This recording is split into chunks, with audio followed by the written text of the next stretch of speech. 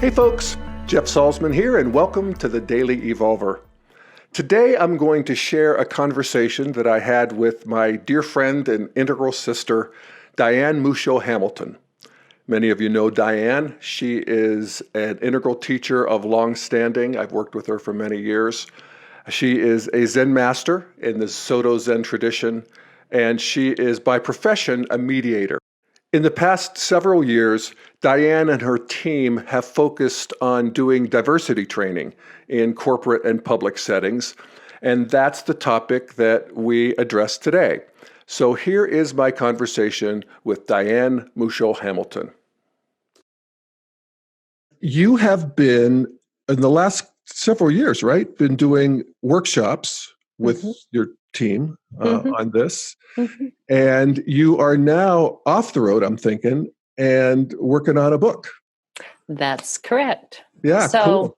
Yeah, so just fill us in.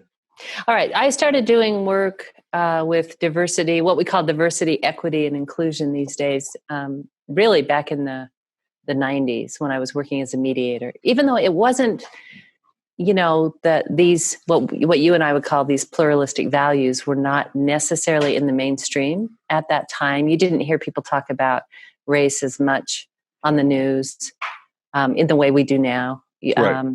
The feminist movement, of course, flowered in the 70s and then kind of died back a little bit. So in the 90s, we weren't hearing a lot about it. But right now, we're experiencing another enormous bloom. Yeah. Well, actually, I think you, in your book, I was just reading the first part of that you sent me. I think you describe it well when you talk about moving into, first of all, I have to say, starting your book with the Big Bang. I want every book to start with the Big Bang. I mean, it's really true. Yeah, it's great. And you take us through evolution to our time. Yes. And you do it beautifully in 3 or 4 pages. And one of the distinctions you make is that, civil rights and feminism are, in terms of the exteriors, in terms of the laws, pretty much handled. Right. And that was the movement that happened in modernity. Right. And that, really flourished in the 60s and 70s, civil rights, feminism, both. And now we're in a green sensibility that wants to work on these issues in the interiors. Absolutely. Yeah. And I thought that was very, very true.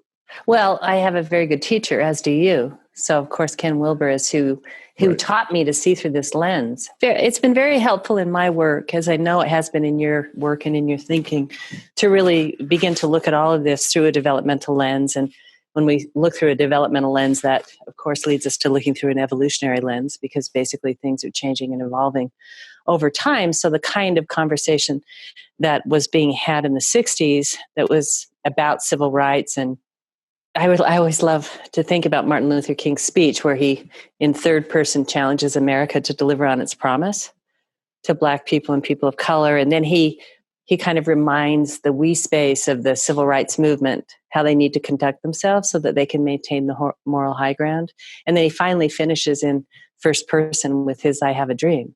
And he's so connected to himself and so passionate that basically he brings the entire audience with him into his vision. It's a really elegant use of third, second, and first person. But basically what people in the States and in within the communities of color is that, we passed all the right laws, but in the same way that it still takes time. We won the Civil War, got rid of slavery, and it still took decades to start to address Jim Crow. These things happen, in an evolutionary fashion. And so bringing the subjective experience of people of color or gender diverse people or women or people with disabilities, marginalized groups, bringing their actual experience forward and then continuing to advocate for a real place at the table. So even though the laws have been enacted, there's still all kinds of implicit bias that makes our systems and our structures continue to be biased. And so that's part of the big challenge. So it has to be in the exteriors, and now it also has to be in the interiors. Right. And we can see that cultural evolution is happening in real time. It's like a booster rocket. If you Yeah. think that Yeah. Me Too was less than 2 years ago with Yeah. Harvey Weinstein thing Yeah. Yeah. and the Oscars and there's And Tucker Carlson not apologizing for his terribly misogynist what'd he say? statements. He doesn't apologize. He just basically says they're showing recordings of him from a few years back where he's pretty denigrating to women, and Is he? he's taking that the far right stand that he doesn't have to apologize. Yeah. So Well, if we look at the developmental landscape, that's what we are dealing with. Mm-hmm. And one of the great things about integral theory and an evolutionary view is that we don't necessarily have to think this shouldn't be happening. That we've done something terribly wrong and we're in this position and things are getting worse. Yeah. And there's a lot of that.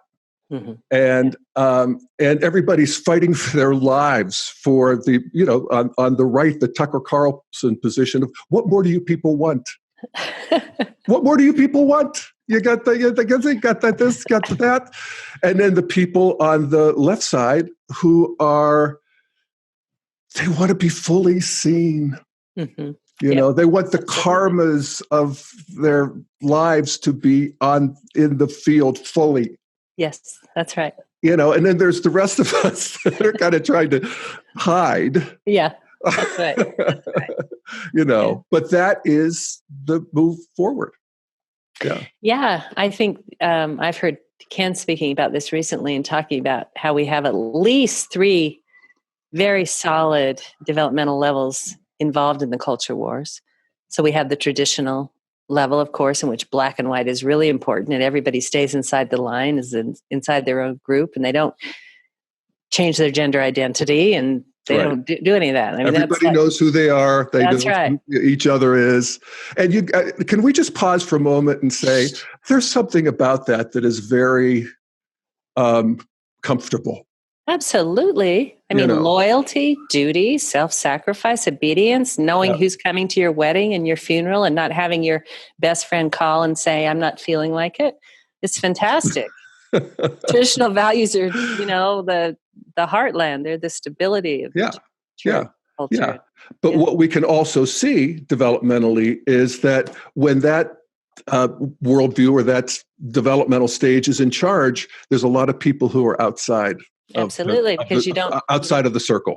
You don't fit into those categories. And you and I have often talked about how, in our perspective, that shadow often drives development. So if you're gay in a traditional culture and it's tremendously homophobic and oppressive and you're subjected to conversion therapy, you might actually transition literally out of traditional precisely because of its intolerance or because you see hypocrisy within the traditional culture, like, let's say, around sexuality in the Catholic Church right now, or the Buddhist world, that, all these really tried and true dependable values are actually not the case, that people are doing all kinds of shadowy things in the background. And that hypocrisy might actually force you to leave. It might be that you just look over into the next valley and see some people doing things differently and get interested by it. But all of that leads to moving into another level. So we have the traditional level. And then we have the secular materialist scientific level and we see that all around, in terms of being self-made and merit-based systems and everything being measured empirically. And, the modern stage. I love what you put here. Again, a line I underlined. You said, we looked under the hood of meritocratic objective fairness and realized that it still disadvantaged people along many lines, including those of race and gender. Absolutely. That's why after, that's what's so beautiful. Our system is born of those beautiful, objective, empiric values. Yeah. And when I was working for the court system and we were exploring racial and ethnic fairness, basically, if you ask anybody in the system, any employee in the system, all the way from, people police officers through prosecutors to judges to, parole officers, everybody within the system says that they're striving to be fair. And yet, a statistical analysis shows us again that at every point in the system, in criminal justice, when you have discretion, which is a lot of discretion, that people of color come out treated more harshly. They're overrepresented in prisons. They're overrepresented in convictions. They're overrepresented in harsh sentencing. I mean, that's part of why there's such an outcry over Paul Manafort right now. He was guilty of stealing something like $50 million. And literally, if he were a black man, he would have gotten 20 years for stealing a stack of quarters. So basically, then what we see is that even though we espouse those values and those laws are written down, that, these implicit biases are at work and people can't see them. And that's the biggest problem. There's a really good book that was on the New York Times bestseller list called Blind Spot, that if your audience is interested in, really goes into the problem of implicit bias and how much we see how biased we are when we look at these statistical results. But when we ask ourselves if we're biased, we literally can't see it. Mm-hmm. So then hence comes green, right? So we have traditional values, we have meritocracy and which is the modern stage, which is orange developmental level. Yes, which we love because people are, as they like to say, bringing it or crushing it. Yeah. Well, we don't want to get rid of meritocratic fairness. No, we absolutely want to enlarge it. Yes. Because it started small. Yeah, that's right. But it is growing but not fast enough for green. And hallelujah. Hallelujah. So then along comes what I guess Don Beck or Claire Graves calls the sensitive self or relativism.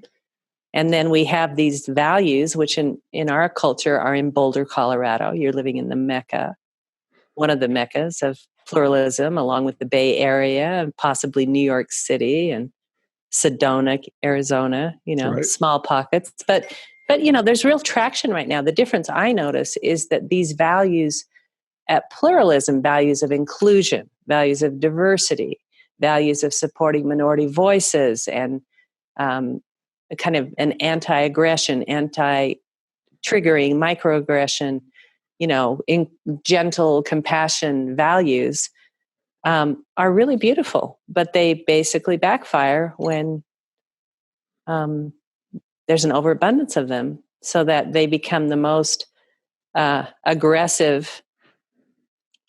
There's the most aggressive sensitivity to microaggressions, and there's the most intolerant espousing of tolerance, and there's the most exclusive value of inclusion, to where green culture has ironically coined the term cancel culture, which means that not only will I not include you, I will cancel you out of my existence. So if you're Louis C.K.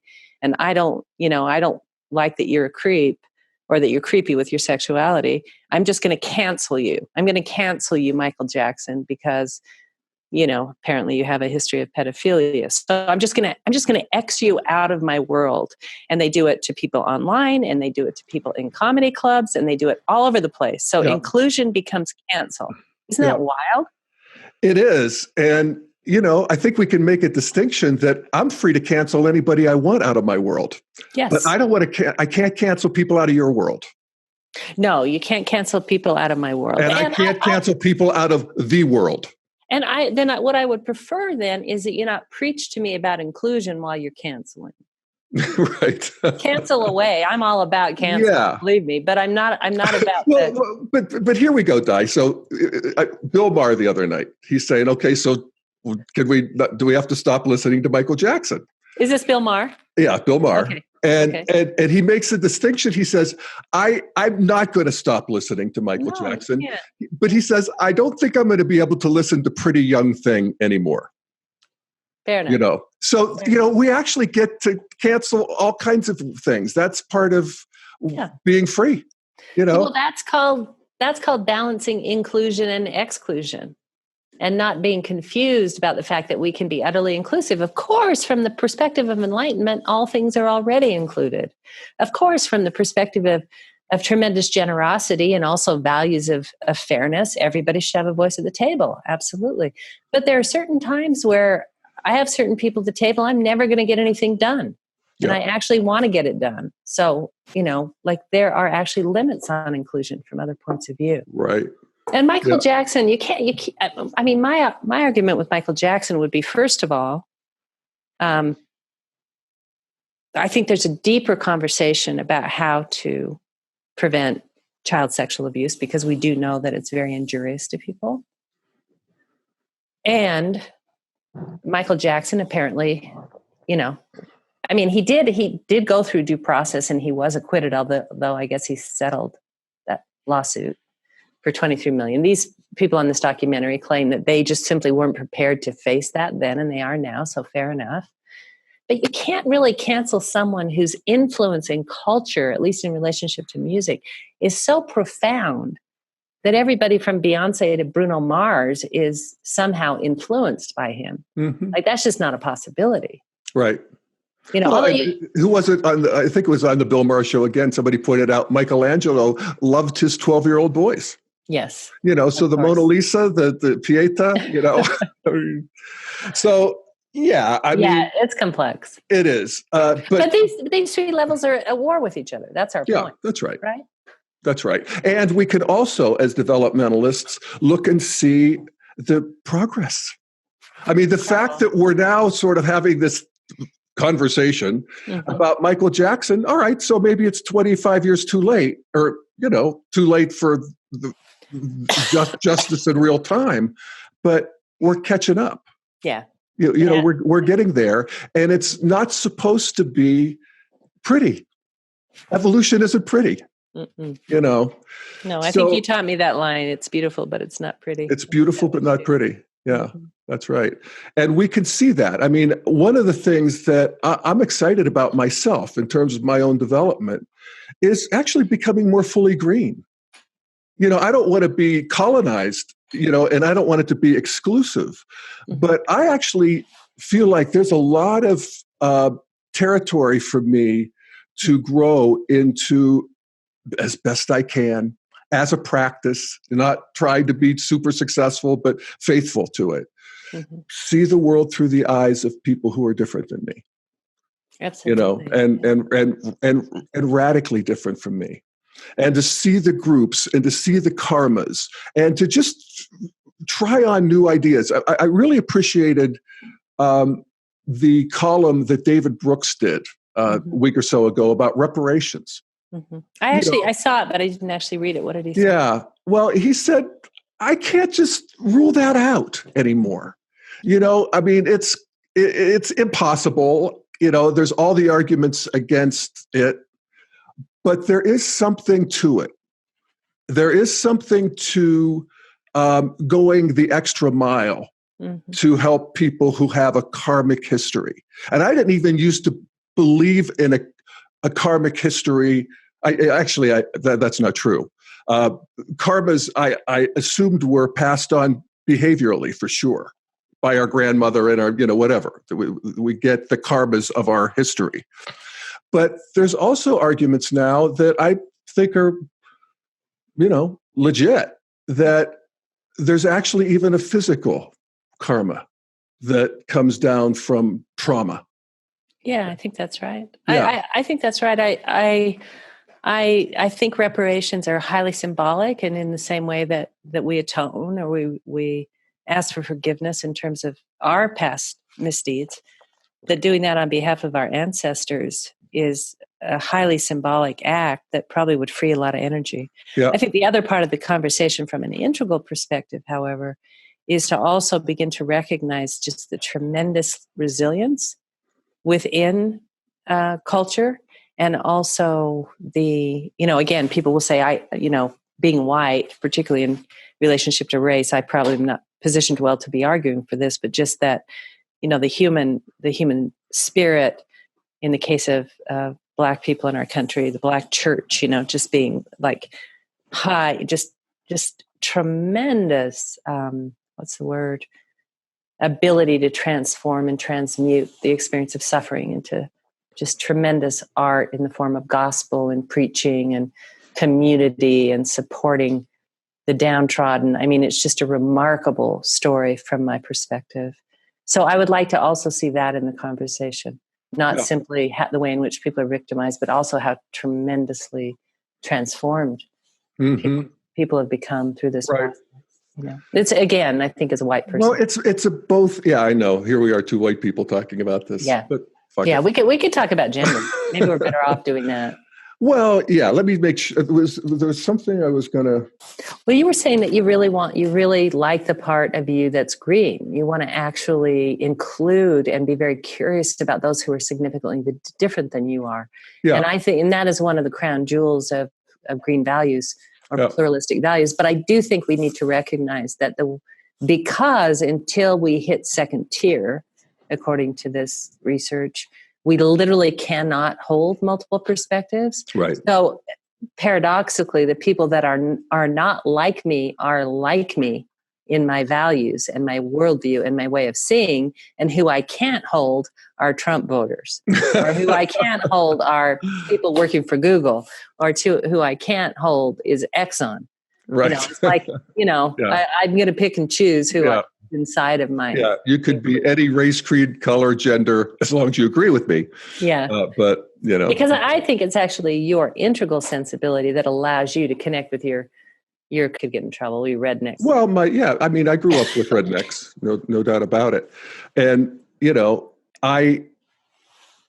it's just one of the things about integral in general is that I want my full redneckness online too. Mm-hmm. I don't want the redneck.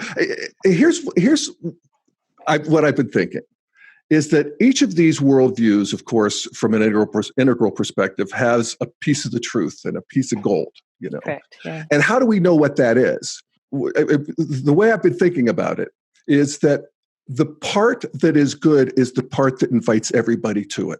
Mm-hmm. So even my redneck roots, mm-hmm. To the degree that I want to get rid of all the ethnocentric kind of, contractions, but I want to feel into that part of the redneck culture that is simple and grounded, loves their family, mm-hmm.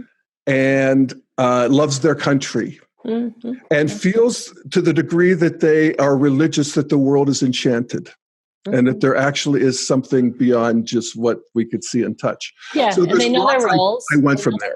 They know how to show up for each other. Absolutely. Yeah, exactly. What they're supposed to do. Yeah. And so when I talk about green, I want to talk about the green that we move into integral with. Mm-hmm. Which is that deep sensitivity, mm-hmm. but none of the, retribution against people, what my grandfather did to your grandfather. I want to take that into account. I want to take that into account in a way that I didn't used to want to take that into account. And I think that's progress. I think there are a lot of people, myself included, who wanted to move into integral a little too fast. And there is still some green there still is green to get, mm-hmm. to bring forward. But I don't want to bring the exclusivity, that basically just turns the hierarchy on its head and has the victim be the perpetrator. Yeah, totally. And there's a lot of that. And it's what you would expect. I mean, it's the way humans do it. But fuck, it's painful. It's painful. And, and you don't get a lot done. Consternating to a lot of people, but here we are. It's tricky business for sure. Yeah. I like that about you. You often remind me that to be amazed in the face of evolution and development and how things are changing for the better. And because I do sometimes get caught in an apocalyptic back eddy, so I appreciate that you kind of bring me out of that. Yeah, I do too. But yeah, it's good to remember. And I think a lot of people get screwed up here because it's like Jordan Peterson. So somebody talked to me about Jordan Peterson recently. Yeah. I'm going to do an interview about him again later in the week. And one of his arguments is that, you think feminism is a good thing. Look at the relationships between men and women now. The degradation of the harmony in the relationships between men and women. And I'm surprised by that because, first of all, he's a psychologist, and psychologists, we know that they're facing the shadow in one way or the other, whatever therapeutic modality you're using, you're basically looking at something you were unwilling to look at and feeling something you were unwilling to feel. And that's cathartic, it's crazy, it's painful, but it gets us somewhere. And as Fitzgerald says, awareness is curative. So. Yes, awareness itself is curative. Mm-hmm. And so, and then he talks a lot about the, hero's journey and about myth and the value of myth. Mm-hmm. For God's sake, if myth isn't about walking through the fire, I don't know what is. Mm-hmm. And I also have to wonder. So that's what we're doing. Yeah, and I wonder about Jordan Peters, his sample of relationships, because in my experience, with this is anecdotal, but the friends and the colleagues and the people that I work with, I'm actually really impressed by the quality of people's relationships. Really? That's good to hear. I really am, and particularly the people that are a generation younger than me and maybe 2 generations younger. It seems like they really seem genuinely respectful of one another.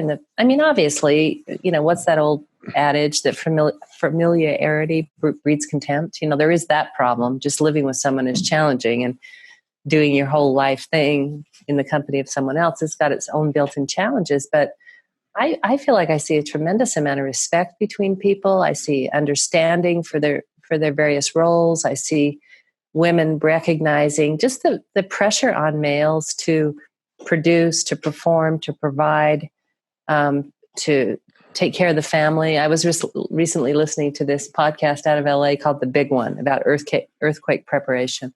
And every male that they talked about earthquake preparation, the sentence that came out of their mouth is, I have to protect my family. And I didn't hear the women saying that. It's not that they weren't thinking it, but they certainly weren't saying it in the way the males were.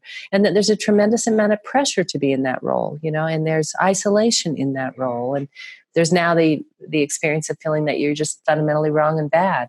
But so this idea that we can actually empathize with one another's predicaments, and again, I'm speaking in cisgendered language between, straight men and women. And obviously there are all kinds of exceptions to that fundamental duality, but that there seems to be a lot of kind of growing up in terms of being able to tolerate and include and negotiate with the differences. Absolutely. With our differences, you and I have them. We've been working together for years, Yes. And, I tend to want to go towards a problem. You tend to want sleeping dogs to lie, and that's fine. In the room. Well, you just don't want to waste precious life force. I'm a lover, not a fighter. Yes, totally. And I'm a fighter, not a lover. Hey, it's all good. Those are 2 sides of the street that both are engines of evolution.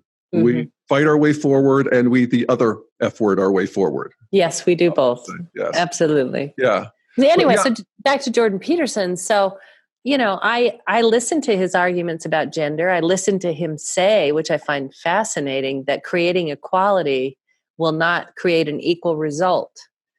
Equality of opportunity does not an equal result create, because he says that there's an enormous preferencing of males towards things and women towards people that will always result in fewer female CEOs. And I just think that that's fascinating. He says that basically our formula is wrong.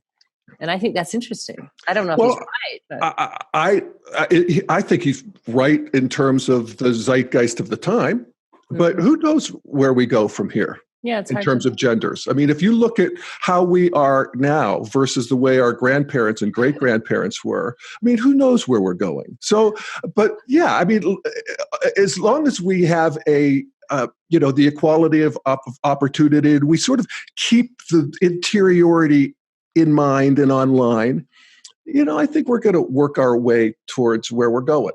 Yeah, well, what choice do we have? Yeah, exactly. Of course we're going to get there. I was sort of shocked by something that I saw a couple days ago at my gym relative to this, especially relative to the younger people. And, everybody's careful in how, what we say and how we defend and all of that stuff, which is, basically good. We want to be aware of those things. We don't want to be contracted by them, but we want to be aware of them. Absolutely. So I'm at the gym, and there's sort of a floor where people are doing floor exercises and so forth. And there's a couple massage tables where, the trainer might massage somebody's leg cramps or whatever.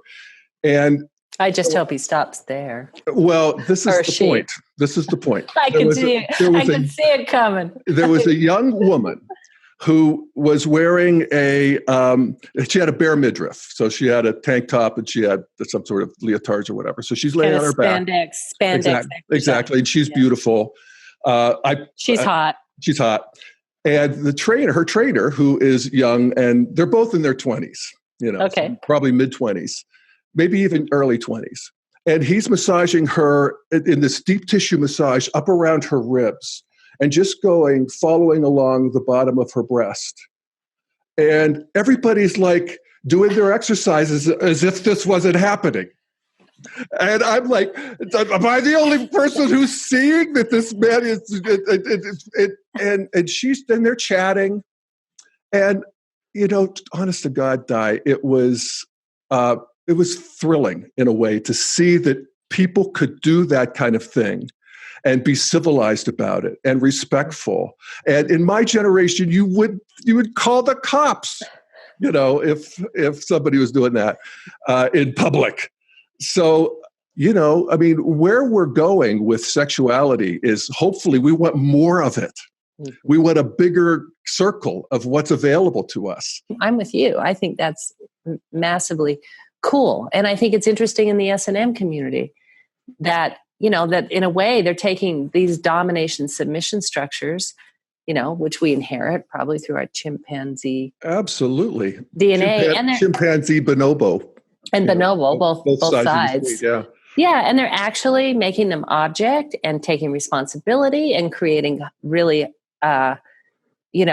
explicit forms around the switching of these roles and whose responsibilities. The rest of us, we're just in domination and submission exchanges all the time without ever noting it. Exactly. They're the farthest along when it comes Exactly. They are absolutely the farthest along. Yeah. And, that doesn't mean we all have to get into domination and submission, but domination and submission actually creates the energy of sexuality. The polarity. So it's a polarity. And we don't want to homogenize that too much.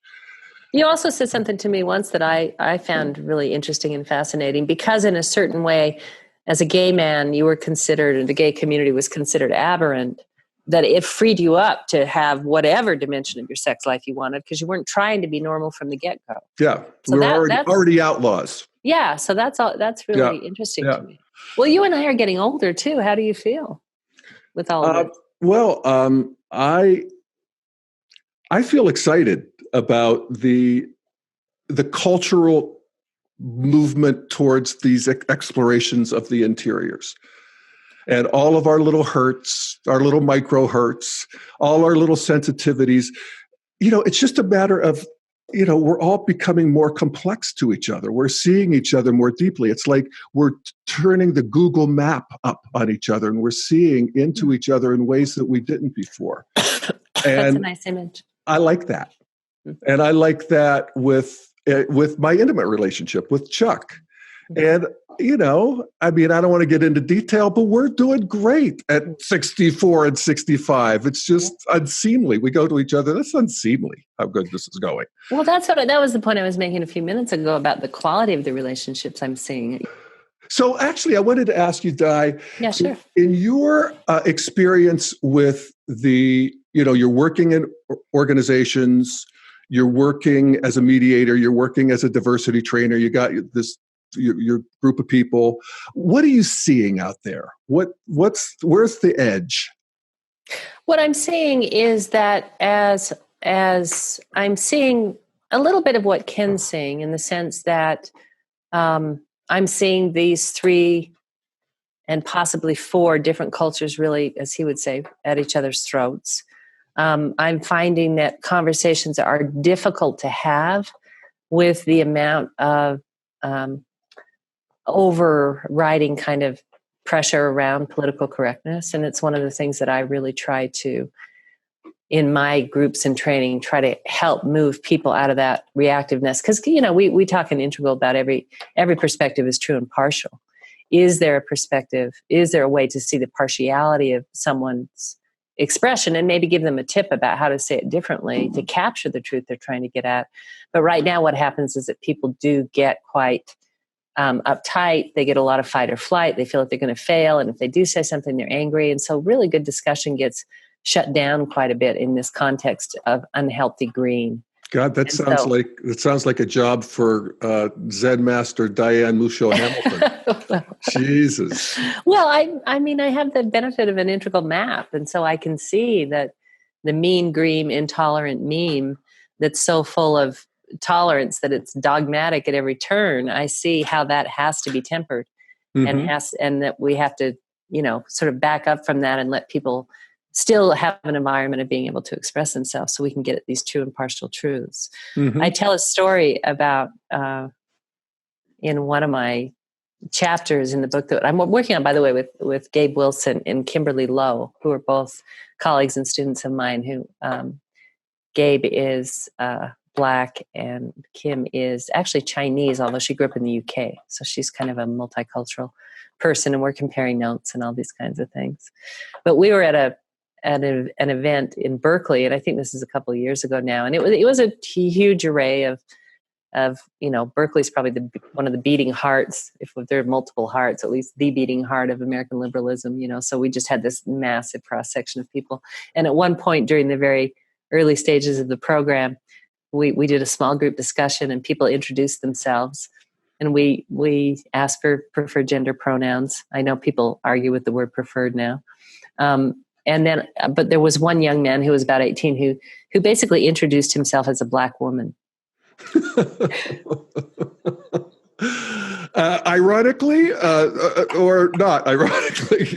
Not ironically. Oh, not ironically, which led to a very rich and interesting discussion. And luckily, there were two women in the circle who were both Black, one younger, one older. So I turned it over to them, and they were just awesome. I mean, they were so genuine and so straightforward.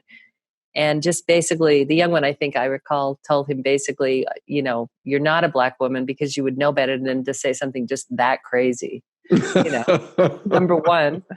And the older woman was just said, like, you need to understand, it's been so recent that we've, as women, particularly in Black women, even been able to have a voice, that as a young white male, to hear you say that is not only confusing, but I also do have the experience that in some way that you're still denying me my voice. Like, it's not cool.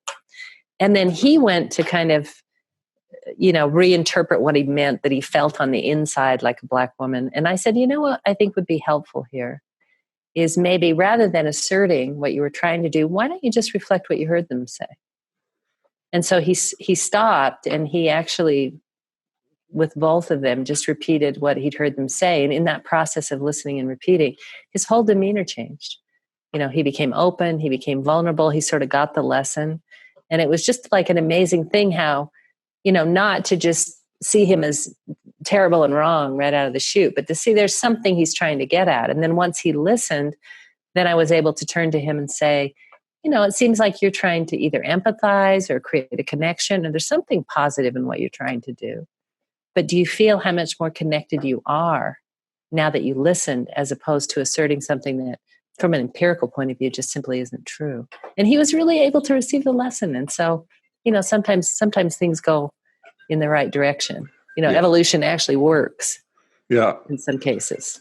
Well, that is, that's a terrific example because it gets to the, in a sense, the simplicity of it, which is to just, let's see each other, and then he did it. He did it. It was great. Yeah.